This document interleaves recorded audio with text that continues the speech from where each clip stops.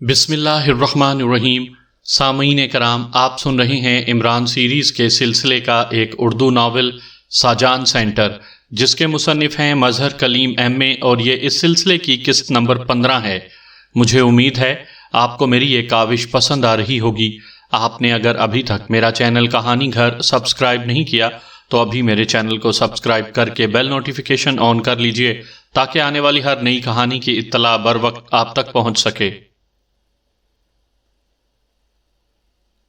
میری ابھی ہنری سے بات ہوئی ہے، اس نے بھی مجھے یہی بتایا ہے۔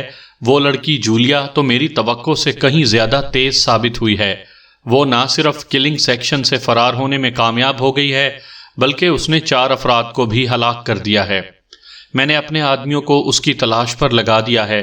جلد ہی میرے آدمی اسے دوبارہ گھیر لیں گے، اور میں نے حکم دے دیا ہے کہ اس بار وہ جیسے ہی نظر آئے اسے گولی مار دو۔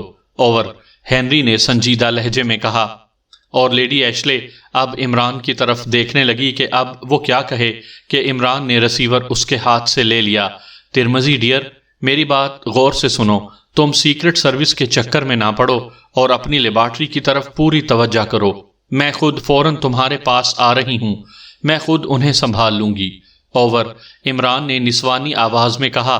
اس کی آواز اور لہجہ بالکل لیڈی ایشلے جیسا تھا، اور لیڈی ایشلے کی آنکھیں ایک بار پھر حیرت سے پھیلتی چلی گئیں۔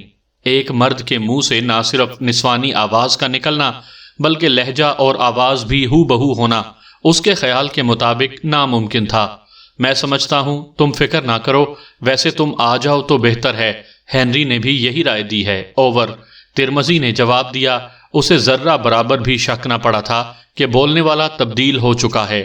لیکن ڈیئر، میں تمہارے پاس پہنچوں گی کس طرح؟ اوور، عمران نے کہا۔ او واقعی، اس بات کا تو مجھے خیال بھی نہ رہا تھا۔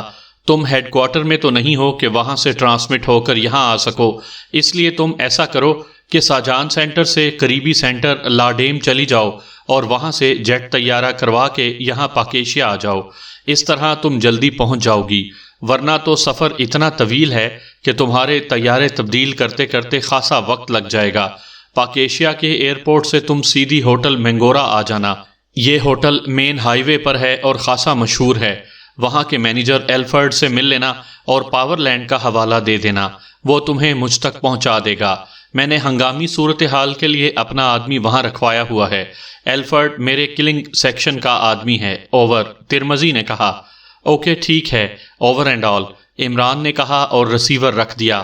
اب اس کا چہرہ قدرے نارمل تھا، کیونکہ اسے خطرہ تھا کہ ترمزی سے بات کرتے ہوئے کہیں لیڈی ایشلے درمیان میں نہ بول پڑے۔ لیکن لیڈی ایشلے خاموش کھڑی رہی تھی، اس لیے اس نے بھی مزید سختی کرنا مناسب نہ سمجھا تھا۔ ہاں تو لیڈی ایشلے، تم نے مجھے اور میرے ساتھیوں کو مارنے کی آخری کوشش بھی کر ڈالی، لیکن تم نے دیکھا کہ ہم سب زندہ سلامت تمہارے سامنے کھڑے ہیں۔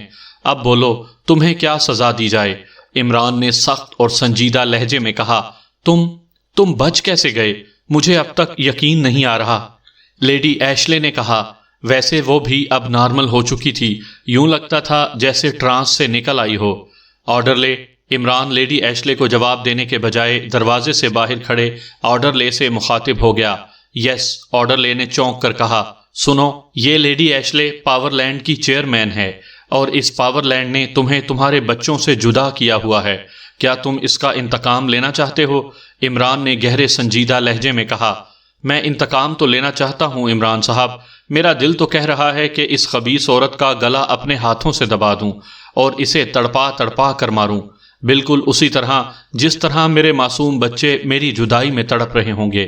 لیکن عمران صاحب، ایک تو یہ عورت ہے اور دوسری نہتی، میں اس پر کیسے ہاتھ اٹھاؤں؟ آرڈر لے نے کہا۔ گڈ شو آرڈر لے، تم نے یہ بات کہہ کر میری نظروں میں اپنی وقت بڑھا لی ہے۔ تم واقعی اعلیٰ ظرف کے حامل ہو، عمران نے بڑے پرخلوص لہجے میں کہا۔ سنو عمران، تم مجھے اتنا بے بس نہ سمجھو جتنا تم نے سمجھ رکھا ہے۔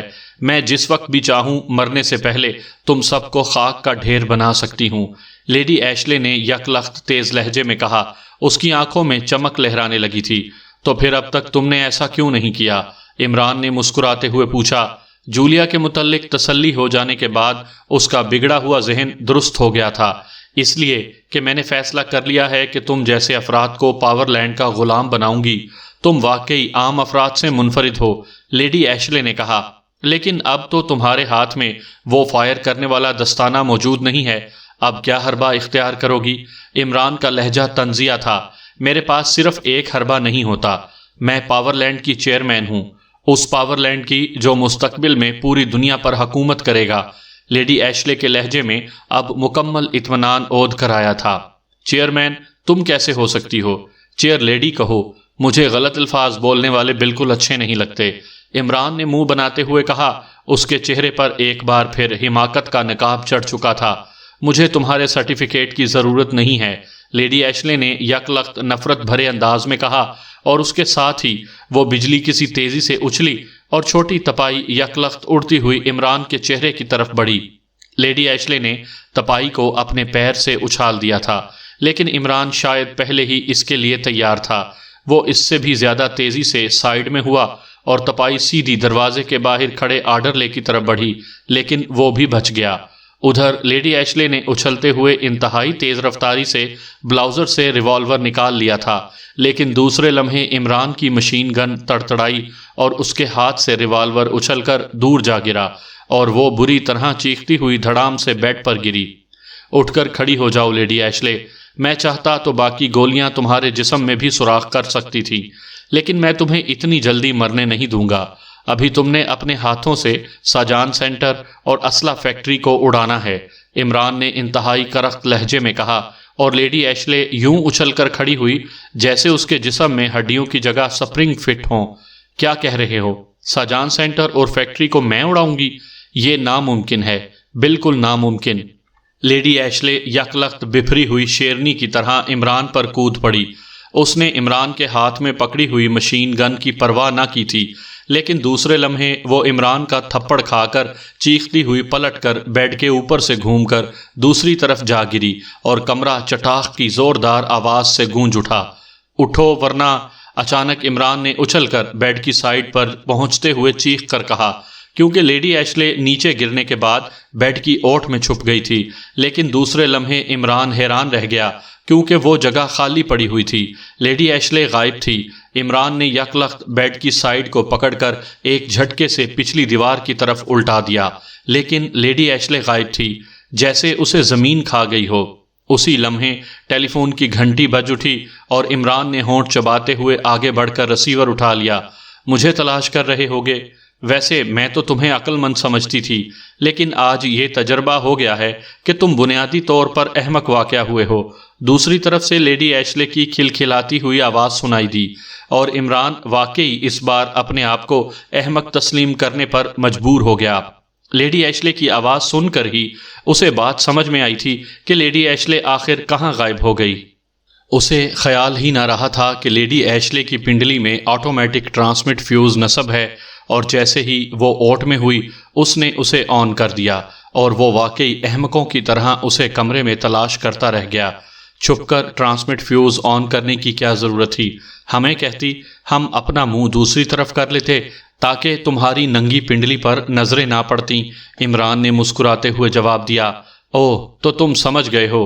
بہرحال میں نے اپنا کمرہ اور گیلری کیموفلاج کر دی ہے، اب تم کسی صورت وہاں سے نہیں نکل سکتے، اور چند لمحوں بعد ایک خوفناک دھماکہ ہوگا اور یہ کمرہ گیلری سمیت ریزہ ریزہ ہو کر فضا میں اڑ جائیں گے۔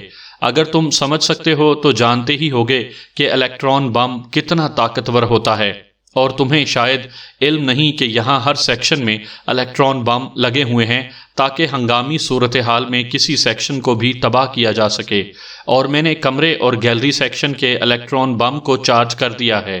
مجھے تمہاری موت سے زیادہ اس بات پر افسوس رہے گا کہ تمہاری وجہ سے مجھے ایک سیکشن اڑانا پڑا، لیکن یہ مجھے مارے گئے تھپڑوں کا جواب ہے۔ ہمیشہ کے لیے بائے بائے، لیڈی ایشلے نے تیز لہجے میں کہا، اور اس کے ساتھ ہی رابطہ کٹ گیا۔ عمران نے انتہائی پھرتی سے ریسیور کریڈل پر پھینکا اور اچھل کر دروازے کی طرف لپکا۔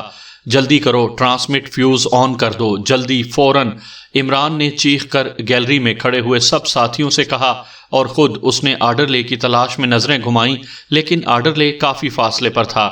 اسی لمحے تیز تیز گڑ گڑاہٹ کی آوازیں سنائی دینے لگیں، اور وہ گیلری اس طرح لرزنے لگی جیسے تیز آندھی میں سوکھا پتا لرزتا ہے، اور چند لمحوں بعد ایک خوفناک دھماکہ ہوا، اس قدر خوفناک کہ جیسے ہزاروں آتش فشاں اکٹھے پھٹ پڑے ہوں۔ ایک بڑی سی مشین جس پر بے شمار چھوٹے چھوٹے خانے بنے ہوئے تھے اور ہر خانے میں 3 بلب موجود تھے۔ ہر خانے کے اوپر نمبر لکھے ہوئے تھے کہ خانہ نمبر 12 پر سبز رنگ کا بلب تیزی سے جل بجھ رہا تھا۔ بلب کے نیچے ایک ڈائل تھا جس میں موجود سرخ رنگ کی سوئی آہستہ آہستہ حرکت کر رہی تھی۔ یہ ایک چھوٹا سا کمرہ تھا جس میں صرف یہی ایک مشین موجود تھی، اور اس کے آگے لوہے کا سٹول رکھا ہوا تھا جس پر اس وقت لیڈی ایشلے بیٹھی تھی۔ یہ کمرہ لیڈی ایشلے کی خصوصی ہدایات پر تیار کیا گیا تھا اور وہ اسے فائر روم کہتی تھی۔ اس کے دروازے پر صرف ایک چوکھٹا لگا ہوا تھا جس پر لیڈی ایشلے ہاتھ رکھتی تب دروازہ کھل سکتا تھا۔ لیڈی ایشلے نے واقعی پورے ساجان سینٹر کو مختلف سیکشنوں میں تقسیم کروا کر ہر سیکشن میں خفیہ طور پر طاقتور الیکٹران بم نصب کروائے ہوئے تھے، اور ان الیکٹران بمبوں کو اسی مشین سے آپریٹ کیا جاتا تھا۔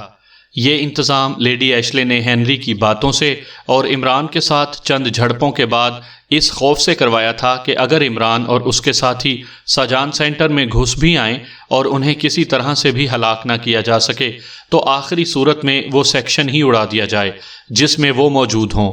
الیکٹران بمبوں میں یہ خصوصیت تھی کہ ان کی تباہ کاری کا رخ ہمیشہ افقی ہوتا تھا، چنانچہ جو سیکشن تباہ ہوتا اس کا ملبہ کسی آتش فشاں کے لاوے کی طرح فضا میں اوپر ہی اوپر اٹھتا چلا جاتا، اور چونکہ بم کی بے پناہ طاقت ہر چیز کو ریزوں میں بدل دیتی تھی، اس لیے یہ سارا ملبہ جو ریزوں کی بادل کی صورت میں ہوتا بالائی فضا میں جا کر ہوا میں شامل ہو جاتا۔ اس طرح کسی بھی سیکشن کے اڑا دینے سے باقی کسی سیکشن کو بھی نقصان نہیں پہنچ سکتا تھا، ورنہ تو ایک سیکشن کے اڑنے کا مطلب یہی ہو سکتا تھا کہ پورا ساجان سینٹر ہی تباہ ہو جائے، اور ساجان سینٹر کی تباہی سے 0 پوائنٹ بھی خوفناک تباہی کا شکار ہو جاتا، جہاں اسلحہ اور بارود کے بے پناہ ڈھیر موجود تھے۔ عمران کے اس طرح اچانک کمرے میں آ جانے کے بعد جب لیڈی ایشلے کو عمران نے تھپڑ مار کر بیڈ کی دوسری طرف گرایا تو یہ اتفاق ہی تھا کہ گرتے وقت لیڈی ایشلے کا ہاتھ خود بخود ٹرانسمٹ فیوز پر پوری قوت سے پڑا، اور جس کا نتیجہ یہ ہوا کہ لیڈی ایشلے کمرے سے غائب ہو کر جہاں نمودار ہوئی وہ جگہ فائر روم کے قریب تھی۔ یہ ایک بڑا ہال نما کمرہ تھا جہاں ورکروں کے لیے کھانے کا انتظام کیا جاتا تھا، اور جس وقت لیڈی ایشلے وہاں پہنچی اس وقت ہال میں کوئی موجود نہ تھا، اس لیے کسی نے اسے اس طرح آتے نہیں دیکھا۔ لیڈی ایشلے کو یہاں پہنچتے ہی فائر روم کا خیال آ گیا، چنانچہ وہ بجلی کسی تیزی سے وہاں سے نکل کر فائر روم میں آ گئی، اور پھر اس نے وہاں پہنچتے ہی سب سے پہلے کمرے اور گیلری کے سیکشن کو مشین کے بٹن دبا کر کیموفلاج کر دیا۔ اس طرح کمرے اور گیلری کے بیرونی دیواروں میں موجود تمام سسٹم اور دروازے جام ہو جاتے تھے۔ اس کے بعد اس نے ٹیلی فون پر عمران سے بات کی۔ وہ عمران کو اس کی موت سے پہلے یہ جتلا دینا چاہتی تھی کہ اسے مارنے والی بہرحال لیڈی ایشلے ہی ہے، وہی لیڈی ایشلے جسے وہ بے بس سمجھ رہا تھا۔ چنانچہ فون پر بات کرتے ہوئے اس نے الیکٹران بم آن کر دیا تھا، اور جب اس نے فون کا ریسیور رکھا تو الیکٹران بم کے چارج ہونے کا پہلا مرحلہ مکمل ہو چکا تھا۔ سبز بلب بجھ کر اب دوسرا زرد رنگ کا بلب جل اٹھا تھا، اور سوئی اب مزید تیزی سے آگے بڑھ رہی تھی۔ تیسرا ریڈ بلب تھا، اس کے جلتے ہی الیکٹران بم پھٹ جانا تھا۔ اس کی نظریں ڈائل پر جمی ہوئی تھیں۔ سوئی اب آخری ہندسوں کے قریب پہنچ چکی تھی، اور پھر یک لخت ریڈ بلب جل اٹھا، اور دوسرے لمحے سوئی واپس پہلے ہندسے پر آ گئی اور بلب بجھ گیا۔ لیڈی ایشلے نے ایک طویل سانس لیا۔ سیکشن 4 ریزہ ریزہ ہو کر فضا میں غائب ہو چکا تھا، اور اپنے ساتھ یقیناً عمران اور اس کے ساتھیوں کو بھی لے گیا تھا۔ اس نے جلدی سے ریسیور اٹھایا اور اس کے نمبر پریس کیے۔ Franklin speaking. فرینکلن کی آواز سنائی دی، لیکن اس کا لہجہ خاصا دہشت زدہ تھا۔ Madam speaking. لیڈی ایشلے نے اس کی وحشت کو سمجھتے ہوئے مطمئن لہجے میں کہا، او مادام، تھینک گاڈ آپ زندہ ہیں۔ مادام، سیکشن 4 اچانک تباہ ہو گیا ہے، اس کا وجود ہی مٹ گیا ہے، اور آپ سیکشن 4 میں تھیں، اس لیے مادام میں تو بے حد گھبرا گیا تھا۔ فرینکلن نے تیز تیز لہجے میں کہا، نانسینس، تم احمق ہو، تمہیں نہیں معلوم کہ الیکٹران بم صرف فائر روم سے آپریٹ کیا جا سکتا ہے اور فائر روم میں صرف میں ہی داخل ہو سکتی ہوں، اس لیے جب الیکٹران بم آپریٹ ہوگا تو میں لازماً فائر روم میں ہوں گی۔ لیڈی ایشلے نے اسے بری طرح جھاڑتے ہوئے کہا، او ویری سوری میڈم، مجھے واقعی اس بات کا خیال نہ رہا تھا، لیکن میڈم سیکشن 4، فرینکلن نے معذرت بھرے لہجے میں کہا، تمہیں نہیں معلوم عمران اور اس کے ساتھی جنہیں ہم مردہ سمجھ رہے تھے وہ زندہ تھے اور نہ جانے کس طرح اچانک میرے کمرے میں نمودار ہو گئے، چنانچہ مجھے وہاں سے نکل کر سیکشن کو خود ہی اڑانا پڑا۔ اب سیکشن 4 کے ساتھ ساتھ عمران اور اس کے ساتھی بھی ختم ہو چکے ہیں۔ لیڈی ایشلے نے کہا، حیرت انگیز میڈم، حیرت انگیز، انہیں مین کنٹرول روم سے نیچے ریلنگ میں گرایا گیا اور وہ بارود کے ڈھیر میں گر گئے تھے، میں نے خود چیک کیا تھا کہ ریلنگ حرکت میں آئی ہے۔ فرینکلن کے لہجے میں حیرت تھی، لیکن وہ شیطان پھر بھی بچ نکلے تھے، لیکن نہ جانے کس طرح۔ بہرحال تم اب ایسا کرو کہ کمپیوٹر سیکشن سے اس ریلنگ کی حرکت کی فلم منگوا لو اور اسے لے کر بلو روم میں آ جاؤ، میں دیکھنا چاہتی ہوں کہ ریلنگ چلنے کے باوجود یہ لوگ آخر کس طرح بچ نکلے۔ لیڈی ایشلے نے کہا، ٹھیک ہے مدام، میں ابھی فلم لے کر حاضر ہو جاتا ہوں، فرینکلن نے کہا، اور لیڈی ایشلے نے اوکے کہہ کر ریسیور رکھ دیا۔ پھر ایک طویل سانس لے کر وہ اٹھی اور فائر روم کے بند دروازے کی طرف بڑھ گئی۔ اس نے دروازہ کھولا اور باہر راہداری میں آ گئی۔ پھر تھوڑی دیر بعد وہ ایک خصوصی لفٹ کے ذریعے ایک اور کمرے میں پہنچ گئی۔ یہ کمرہ بھی خوابگاہ کے انداز میں سجا ہوا تھا۔ یہ کمرہ ساجان سینٹر کے پہلے انچارج آرتھر کا ذاتی کمرہ تھا۔ اس پورے سیکشن کو بلو سیکشن کہا جاتا تھا، اس لیے اس کمرے کا کوڈ بلو روم تھا۔ یہاں آنے سے پہلے لیڈی ایشلے نے آرتھر کو سینٹر سے باہر بھجوا دیا تھا، کیونکہ آرتھر کے ساتھ کسی زمانے میں اس کے خاصے گہرے تعلقات رہے تھے، اور آرتھر کی شخصیت ہی ایسی تھی کہ اسے دیکھنے کے بعد لیڈی ایشلے کو اپنے آپ پر کنٹرول رکھنا مشکل ہو جاتا تھا، اور چونکہ اس وقت عمران اور اس کے ساتھیوں کی آمد کا ہوا اس کے ذہن پر سوار تھا، اس لیے لیڈی ایشلے نے یہی مناسب سمجھا تھا کہ آرتھر وہاں موجود ہی نہ ہو، تاکہ اس کی وجہ سے وہ کسی چکر میں نہ پھنس جائے۔ بلو روم چونکہ آرتھر کا ذاتی کمرہ تھا، لیکن اب سیکشن 4 کی تباہی کے بعد اور کوئی مناسب کمرہ باقی نہ رہا تھا، اس لیے اسے مجبوراً یہاں آنا پڑا۔ بلو روم میں داخل ہوتے ہی لیڈی ایشلے کی نظریں سامنے دیوار پر لگی ہوئی آرتھر کی قد آدم تصویر پر پڑی، جس میں آرتھر کھڑا مسکرا رہا تھا۔ اسے دیکھتے ہی لیڈی ایشلے کے حلق سے بے اختیار ایک طویل سانس نکل گیا۔ کاش آرتھر اس وقت تم یہاں ہوتے تاکہ ہم مل کر عمران کی موت کا جشن مناتے، لیڈی ایشلے نے تصویر کی طرف دیکھتے ہوئے بڑبڑا کر کہا، اور پھر ایک آرام دہ کرسی پر ڈھیر ہو گئی۔ عمران کے اس چکر نے واقعی اسے اعصابی طور پر بری طرح تھکا دیا تھا۔ گو اسے یقین تھا کہ سیکشن 4 کے ساتھ ہی عمران اور اس کے ساتھی بھی یقیناً ختم ہو گئے ہوں گے، کیونکہ کیموفلاج ہو جانے کے بعد وہ وہاں سے کسی صورت نکل نہیں سکتے تھے، اور کیموفلاج ہونے کے بعد اس نے عمران سے فون پر بات چیت بھی کی تھی، اس لیے اس بار ان کے بچ نکلنے کی کوئی بھی صورت باقی نہیں رہی تھی۔ لیکن پھر بھی اس کے ذہن کے کسی کونے میں یہ خدشہ موجود تھا کہ کہیں پھر یہ بچ نہ گئے ہوں، لیکن پھر اسے اپنے اس خدشے پر خود ہی ہنسی آ جاتی۔ اس نے آنکھیں بند کر لیں اور کرسی کی پشت پر سر ٹکا دیا۔ پھر نہ جانے کتنی دیر بعد اچانک ٹیلی فون کی گھنٹی بج اٹھی تو لیڈی ایشلے بری طرح چونک پڑی۔ Yes, lady Ashley speaking. Lady Ashley نے ریسیور اٹھا کر تیز لہجے میں کہا، مادام، میں فرینکلن بول رہا ہوں۔ کوئی اجنبی مجھے بے ہوش کر کے الماری میں ٹھونس کر چلا گیا، اب مجھے ہوش آیا ہے تو وہ غائب ہے، اور مادام ٹاپ سیکشن اور ایلکس سیکشن میں بھی اجنبی نمودار ہوئے ہیں جنہیں میں نے بلیک روم میں پہنچوا دیا ہے۔ اور ابھی وہ بات کر ہی رہا تھا کہ دروازے پر دستک ہوئی۔ مادام نے ہونٹ بھینچتے ہوئے ریسیور رکھا۔ اجنبیوں کے نمودار ہونے کا سن کر اس کا ذہن ایک بار پھر زلزلے کی زد میں آ گیا تھا۔ اس نے ریسیور رکھتے ہی چیخ کر پوچھا، کون ہے؟ اور دروازے کے باہر سے فرینکلن کی آواز سنائی دی تو لیڈی ایشلے بری طرح اچھل پڑی۔ اس نے جلدی سے بیڈ کی سائیڈ دراز کھولی، اس میں ریوالور موجود تھا۔ ریوالور ہاتھ میں لیتے ہی وہ مڑی۔ یس، کم ان۔ لیڈی ایشلے نے ریوالور کو پشت کی طرف کرتے ہوئے تیز لہجے میں کہا۔ دوسرے لمحے دروازہ کھلا اور فرینکلن اندر داخل ہوا۔ مادام ایک لمحے کے لیے چکرا گئی، کیونکہ آنے والا ہر لحاظ سے فرینکلن ہی تھا۔ فلم لے آئے ہو؟ لیڈی ایشلے نے ہونٹ چباتے ہوئے پوچھا۔ اس کی تیز نظریں فرینکلن کے چہرے پر جمی ہوئی تھیں۔ یس میڈم، فرینکلن نے جواب دیا اور پتلون کی جیب میں موجود ہاتھ باہر نکالا تو اس کے ہاتھ میں ریوالور کی جھلک نظر آئی، اور یہ جھلک دیکھتے ہی مادام نے بجلی کی سی تیزی سے ہاتھ آگے کیا اور دوسرے لمحے کمرہ ریوالور کے دھماکے کے ساتھ ہی انسانی چیخ کی آواز سے گونج اٹھا۔ گڑ گڑاہٹ کی آواز سنتے ہی عمران آرڈرلے کا خیال چھوڑ کر اپنی پنڈلی پر جھک گیا، کیونکہ آرڈرلے کافی فاصلے پر تھا اور اب اتنا وقت نہیں رہا تھا کہ وہ آرڈرلے تک پہنچ سکتا۔ پنڈلی میں موجود ٹرانسمٹ فیوز کو دباتے ہی عمران کے ذہن پر یک لخت اندھیرے کا پردہ سا تن گیا۔ اس کے ذہن میں آخری احساس خوفناک گڑ گڑاہٹ اور گیلری کے بری طرح لرزنے کا تھا۔ دوسرے لمحے اس کے ذہن پر تن جانے والا پردہ یک لخت غائب ہو گیا اور اس نے آنکھیں کھول دیں، اور پھر وہ ایک طویل سانس لے کر رہ گیا۔ وہ ایک بڑے سے کمرے میں موجود تھا جس میں بے شمار مشینیں نصب تھیں، اور ہر مشین کے سامنے ایک آپریٹر کام کر رہا تھا۔ عمران جس جگہ موجود تھا اس طرف لوہے کی 2 بڑی بڑی الماریاں موجود تھیں۔ یہ الماریاں ہال کمرے سے ذرا سائڈ پر ہٹ کر تھیں اور نسبتاً اندھیرے میں تھیں۔ عمران جلدی سے اٹھ کر الماری کی سائڈ پر ہو گیا۔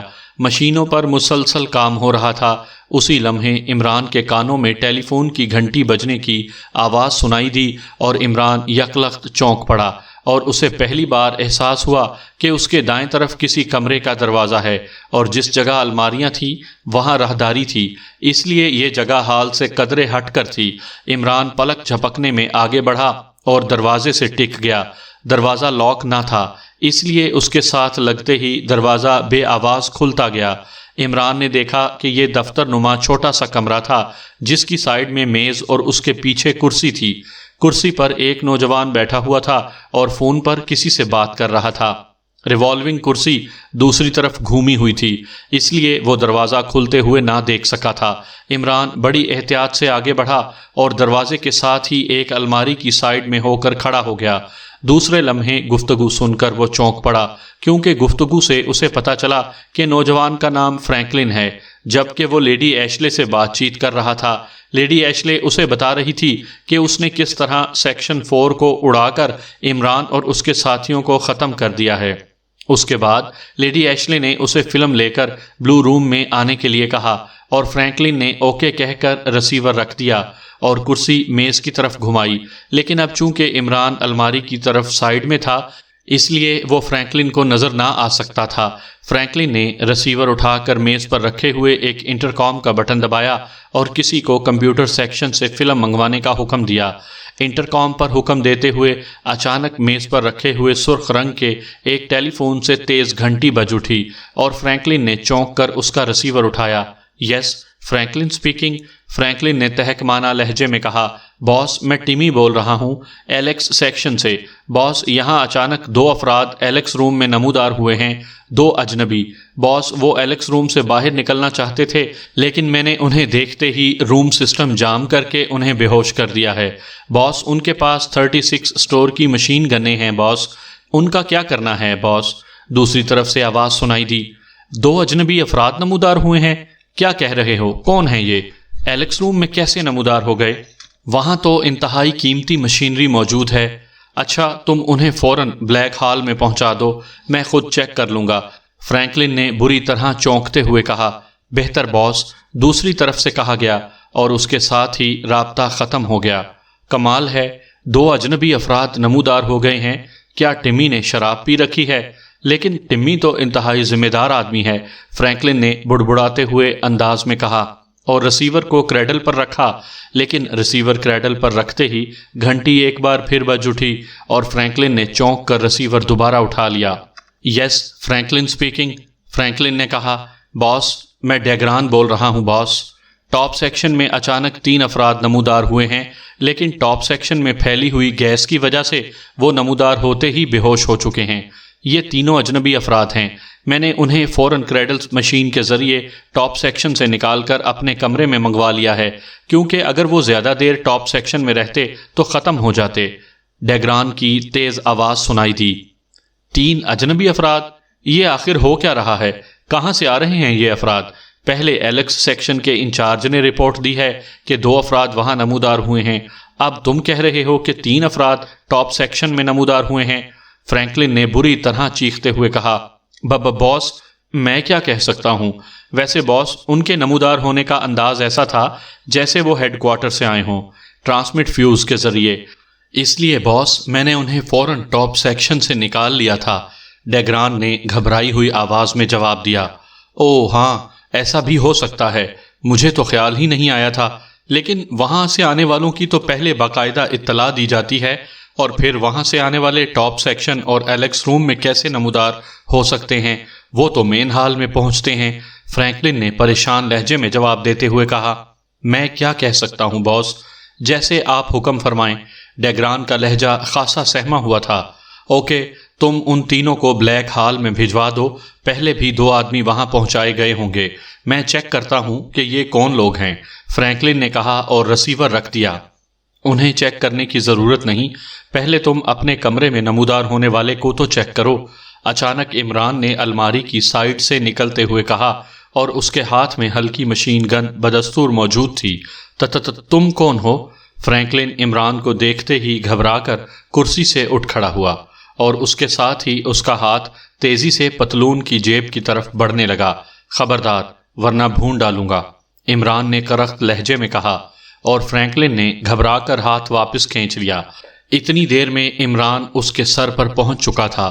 دوسرے لمحے اس نے مشین گن والے ہاتھ کو بجلی کی سی تیزی سے حرکت دی، اور مشین گن اچھل کر دوبارہ اس کے ہاتھ میں آئی تو اس بار اس کی نال اس کی مٹھی میں تھی، اور اس کے ساتھ ہی مشین گن کا بٹ لہراتا ہوا پوری قوت سے فرینکلن کی کھوپڑی سے ٹکرایا۔ یہ سب کچھ اتنی تیزی سے عمل پذیر ہوا کہ فرینکلن سنبھل ہی نہ سکا، اور مشین گن کے بٹ کی بھرپور ضرب کھا کر وہ چیختا ہوا فرش پر جا گرا۔ عمران نے آگے بڑھ کر اس کے جسم پر پیر رکھا۔ فرینکلن نے تڑپ کر اٹھنا چاہا، لیکن اسی لمحے عمران نے اس کی کھوپڑی پر دوسری ضرب جمائی اور اس کے ہاتھ پیر سیدھے ہو گئے۔ عمران ضرب لگا کر تیزی سے مڑا اور اس نے گہری نظروں سے کمرے کا جائزہ لیا۔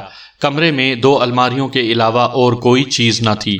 عمران ان الماریوں کی طرف بڑھا، اسے فوری طور پر میک اپ کی تلاش تھی، کیونکہ فرینکلن کا قد و قامت اور جسم اس سے کافی حد تک ملتا جلتا تھا، لیکن الماریوں میں سوائے مختلف ٹیپوں اور فلموں کے باکسز کے اور کوئی چیز نہیں تھی۔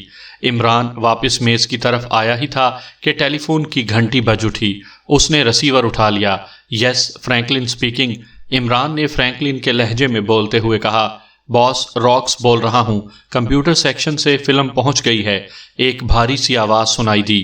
اوکے، ابھی اسے اپنے پاس رکھو، میں منگوا لیتا ہوں۔ اور ہاں سنو راکس، مادام نے میک اپ باکس کی فرمائش کی ہے، عمران نے کسی خیال کے تحت کہا۔ Make up box? لیکن باس، ساجان سینٹر میں تو میک اپ باکس نہیں ہے، البتہ 0 پوائنٹ کا shift incharge Barker make up میں تجربے کرتا رہتا ہے، اس کے پاس مختلف قسموں کے میک اپ باکس موجود ہیں، راکس نے جواب دیا۔ او ٹھیک ہے، تم اس سے فوراً جدید قسم کا کوئی میک اپ باکس منگوا لو، لیکن انتہائی جلدی۔ تمہیں معلوم ہے کہ مادام اپنے حکم کی تعمیل میں دیر پسند نہیں کرتی، اور پھر مجھے بتاؤ، لیکن فوراً کام ہونا چاہیے، عمران نے سخت اور تیز لہجے میں کہا۔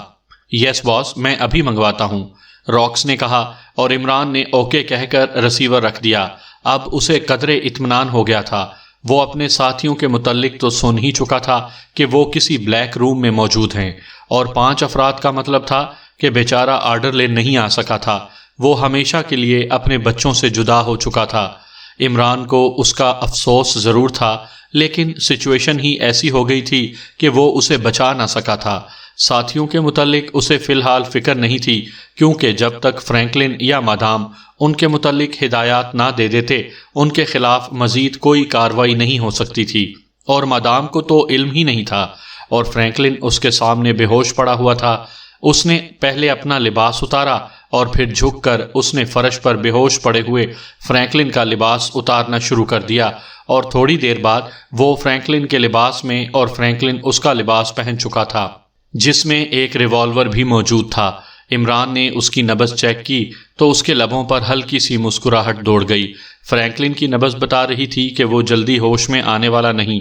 اس نے جلدی سے میز کی درازیں کھولیں اور ان میں موجود کاغذات باہر نکال کر انہیں دیکھنے میں مصروف ہو گیا، اور پھر ایک کاغذ کھولتے ہی وہ بری طرح چونک پڑا۔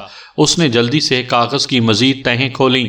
یہ ساجان سینٹر کا تفصیلی نقشہ تھا جس میں ہر سیکشن اور اس کی کارکردگی کی بھی تفصیل شامل تھی۔ عمران اسے غور سے دیکھتا رہا اور پھر اس نے بلیک ہال کے ساتھ ساتھ بلو روم کو بھی مارک کر لیا۔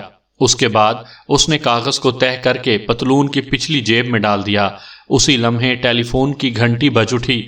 عمران نے ریسیور اٹھا لیا۔ یس، عمران نے فرینکلن کے لہجے میں کہا۔ باس، راکس بول رہا ہوں، میک اپ باکس پہنچ گیا ہے۔ راکس نے کہا، اوکے، میک اپ باکس میرے کمرے میں پہنچا دو۔